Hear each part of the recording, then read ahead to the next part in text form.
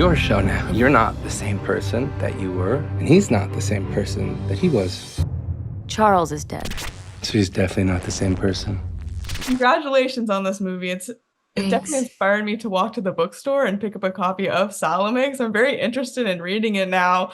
I'm curious for both of you, what was your first exposure to and experience with that play? Because it is obviously such an integral part of this movie. I saw an amazing production of it in the late 80s in London by this extraordinary actor, Stephen Burkhoff.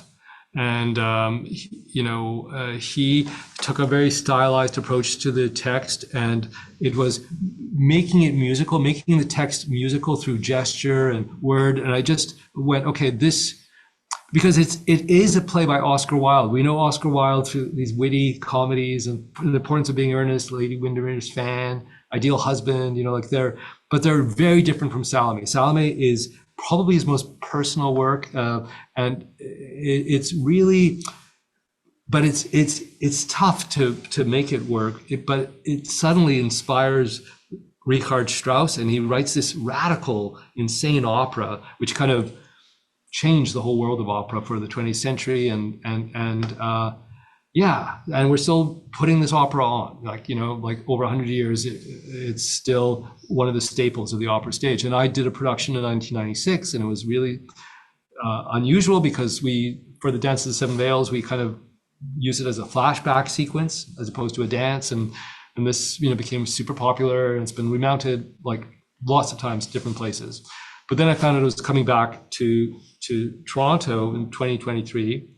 And I just wanted to do something else with it. I wanted to kind of reinvestigate and look at the themes of Salome and bring it into our time. And so this character emerged, and we had such an amazing experience shooting Chloe so many years ago, but we always wanted to do something else together. And I thought, okay, this is Amanda. Yeah. Like this is the part that will allow us to work together again. And I just prayed that she was available. Like, she's a very busy actress. So, but it worked.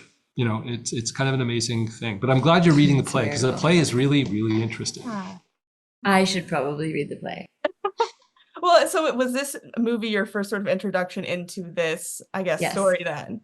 Yeah. And into opera. I've never been that fascinated by it. I sang arias when I was 15 and 16 because I was training with a different voice coach at the time, and we were exploring my soprano range, and I loved it. I enjoyed it so much, but I just couldn't sit through operas. So it was just, life's so short and you don't have that much time. And so now here I am. I'm, of course the movie's not really about the opera.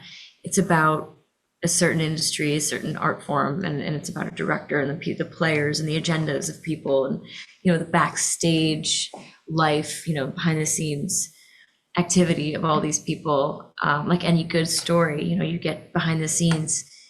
And so I knew that going in, and I was just like, I need a little education on how the opera is mounted, and it is fascinating. Like anything, it has its nuances, and it has its excitements, and Salome is an incredible story, and it was a really fun opera.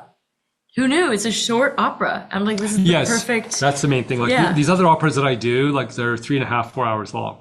So there's no way, and they're really complicated stories, and they're endurance tests. I actually don't, it's important. This is not an opera movie. You don't need to know anything about opera going into it. You don't have to like opera. It's just a work environment, and and this story is super simple. It's like this, but if I was doing, if I was doing a Wagner opera or a Mozart opera, which I've done here, they're 4 hours long. I actually hesitate inviting some of my friends, because it's unless you really love the music, it's a bit of an endurance test. But this one, I have no problem, because it's taut. It's the same length as a feature film, and it just moves really quickly. Yeah, you offered it to me. I was like, whoa, and you're like, it's not about the opera. Yeah, it's not.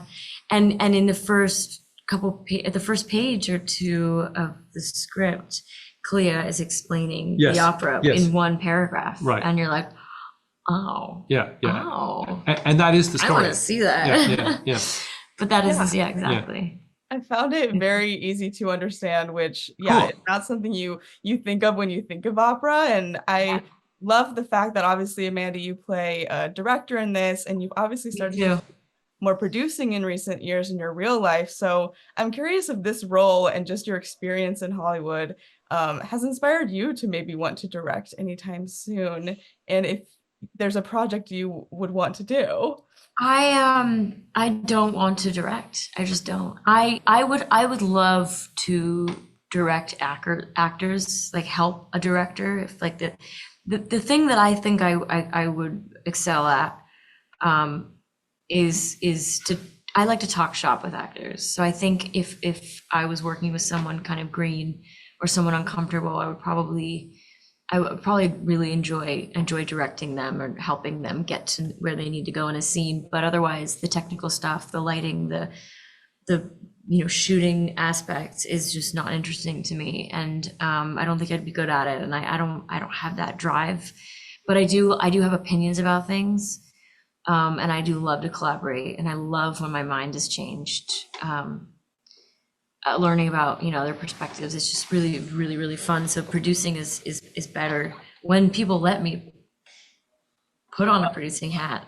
Yeah, well, from what I've seen, you're an amazing producer as well. And Adam, I love how you talked about taking this story sort of into the modern day, because it does feel really timely for a lot of reasons. I feel like, especially with this intimacy coordinator conversation that's always happening and that becoming more mainstream. So I'm curious how you think this film sort of engages with that particular debate or conversation, because it feels very of the moment right now. Well, look, it shouldn't be debate. I do think, like, I've heard too many horror stories coming from a set, and I've directed a lot of erotic scenes without an intimacy coordinator, but that is absolutely no reason to say that, like, I wouldn't have had an issue having an intimacy coordinator on set if the actors needed that. Like, I remember when we did Chloe, I went to the effort, I don't know if you remember this, but I had two actors, Dancers. yeah, like showing, Oh, yeah, the actors like Julianne Moore and Amanda, like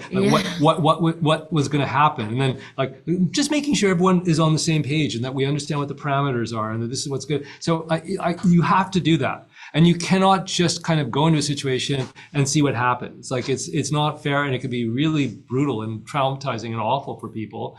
So, but I'm not going to, like, I hope the film doesn't reflect my attitude to intimacy coordinators. What it reflects is Janine's frustration that she's not getting something from this person, and it's driving her crazy. And I don't think she's going to be any more successful than the intimacy coordinator or like anyone else. Like, it lives in her mind in such a way that it's not real, and like it kind of creates this madness in her. And so the intimacy coordinator in the film is almost like it's this weird figure that she's like many other figures that are providing some sort of resistance to a way she's seeing things. But the problem is the institutional one, right? There's so many adverse pressures in that opera house working against her, and she's not, until the very end, when she renounces that all, by not going on stage, does she understand that the real change is going to happen somewhere way more intimate than some place which is quite public and observed. Yeah. But